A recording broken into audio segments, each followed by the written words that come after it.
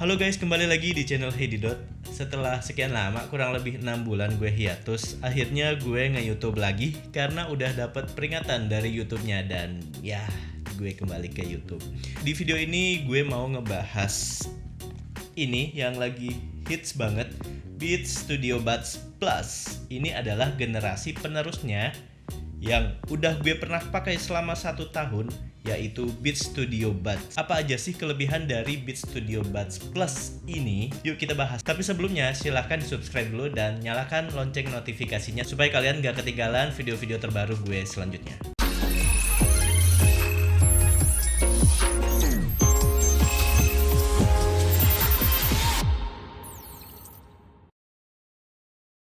Beats Studio Buds Plus ini datang dengan kemasan yang kurang lebih sama ya, mirip dengan generasi penerusnya, besarannya juga sama dan packagingnya juga sama semua.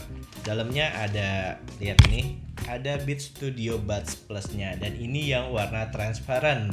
Kenapa warna transparan? Karena ini yang paling unik dan ini pertama kalinya Apple ngebikin produk yang transparan. Ini keren banget sih.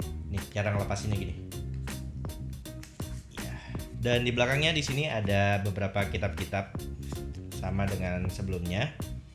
Ada stiker juga Beats, stiker Beats. Kemudian di sini ada 3 buah atau 3 pasang ear tips. Yang sebelumnya cuma tersedia 2 pasang untuk ukuran tambahannya, tapi sekarang ada 3. Jadi lebih universal lagi buat teman-teman yang mungkin punya ukuran lubang telinga yang berbeda, dan ini adalah sesuatu yang positif. Kemudian di sini tentu aja ada kabel USB-C to USB-C. Ya ini cuman berapa? Sekitar 20 cm mungkin atau 15 cm ya. Nah, ini dia dari perbandingan ukurannya. Sama banget ya. Entah kalau diukur dengan teliti mungkin ada perbedaan, tapi di mata gue ini sama banget ukurannya, nggak ada perbedaan sama sekali. Dan setahu gue yang baru ini 95% dalemannya itu dirombak. Menarik sekali. Dan warna transparannya ini menarik ya. Teman-teman boleh bilang kalau ini nyontek dari brand lain, tapi kalau ini positif dan asik buat kita, menurut gue sah-sah aja. Dan transparansinya ini kayak tingkat opacity-nya itu enggak 100% dibikin clear gitu. Dia kayak 80% opacity gitu. Jadi agak buram-buram dan smoky gitu ya. Menarik banget. Jadi di sini kelihatan tuh ada baterainya, terus juga ada komponen-komponen lainnya. Dari segi harga, perbedaan dari Beats Studio Buds Plus dan Beats Studio Buds yang terdahulu ini adalah berbeda $20. Yang Beats Studio Buds Plus ini punya harga $20 lebih mahal. Dan tentu aja harusnya punya peningkatan ya. Yang pertama adalah fitur anti noise cancellation-nya dan juga transparency mode. Tapi gue mau bahas ini sambil gue cobain ya. Sekarang gue mau connect dulu ini ke iPhone gue. Jadi seperti biasa ya, produk Apple itu seharusnya punya konektivitas yang seamless dari satu produk ke produk lainnya. Kayak gini. Nah, jadi ketika kita buka langsung keluar di sini. Dan ini warnanya yang transparan. Dia mengikuti dari warna si Studio Buds. Dan kita diminta buat klik button ini buat yang pertama kalinya. Oke, udah selesai, dia lagi connecting. Oke, kita diminta buat pakai ya.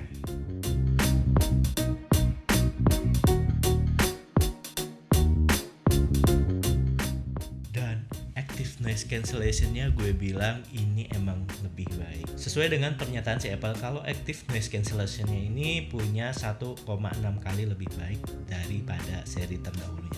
Dan ya emang lebih kedap sih dan lebih private gitu rasanya. Kemudian transparency mode-nya, kita bisa atur manual di sini, dan klaimnya si Apple ini punya transparency mode 2 kali lebih baik daripada seri terdahulunya. Dan yang gue rasain emang iya sih. Alasan gue pakai ini adalah selain emang gue yakin dan gue suka sama kualitas Beats, karena gue selalu berkendara itu nggak jauh-jauh dari yang namanya Google Maps. Jadi gue kalau berkendara naik motor itu selalu pasang headset dan sambil dengerin navigasinya. bukan dengerin musik ya, dengerin navigasi. Jadi memang gue salah satu orang yang sangat tergantung sama Maps buat kemana-mana. Dan gue nyalain transparency mode-nya, gue bisa dengar environment gue, suara sekitarnya, juga gue bisa ngedengar dari suara navigasinya. Dan itu memudahkan gue banget sih, sangat convenient. Alasan kedua kenapa gue pakai Beats adalah karena fleksibilitasnya. Jadi dia ini buat dikonekin ke produk Apple oke banget, sangat mudah konektivitasnya, juga ke Android. Jadinya ini fleksibel banget buat dipakai ke device manapun. Contohnya ini sekarang gue mau konekin ke Android gue. Sekarang kita coba gimana kalau ini kita pair ke Android. Caranya kurang lebih sama, tinggal kita buka. Nah, terus bakal muncul notifikasi kayak gini, terus kita tap aja pair and connect. Nah, setelah selesai dia bakal keluar kayak gini. Ini mewah banget, bakal keluar kayak gini. Cuman nggak tahu kenapa dia warnanya mist ya, bukan yang transparan kayak device aslinya.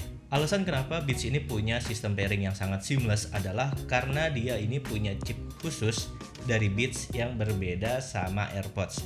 Kalau AirPods itu ada chips H1-nya, kalau ini tuh nggak ada chip khusus. Jadinya dia bisa lebih fleksibel baik ke device Apple maupun ke device Android. Buat kualitas suaranya sendiri, gue bisa jamin ini lebih baik daripada generasi sebelumnya. Dan renyah banget suaranya, bassnya juga lebih, dentumannya itu lebih berasa. Terus separasinya ini dari spatial audionya itu lebih bagus daripada generasi sebelumnya. Walaupun spatial audionya ini berbeda dengan AirPods. Kalau AirPods itu dia bisa mendeteksi gerakan kepala kita. Jadi misalkan instrumennya itu kepecah sesuai seperti yang ada di panggung, misalkan suara drumnya ada di sini, kemudian suara gitar ada di sini.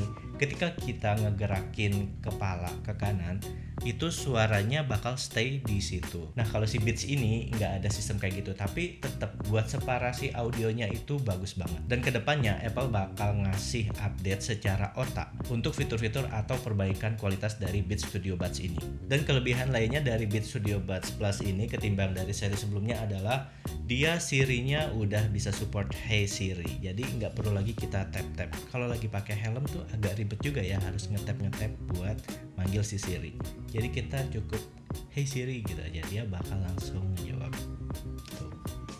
Buat bentukan buds-nya ini sama persis seperti versi sebelumnya ya. Cuman di sini ada perubahan sistem tombolnya. Jadi kalau yang sebelumnya itu gue sering banget kejadian ketika gue pakai itu nggak sengaja ketap karena sistem tombolnya yang bentukannya kayak gini.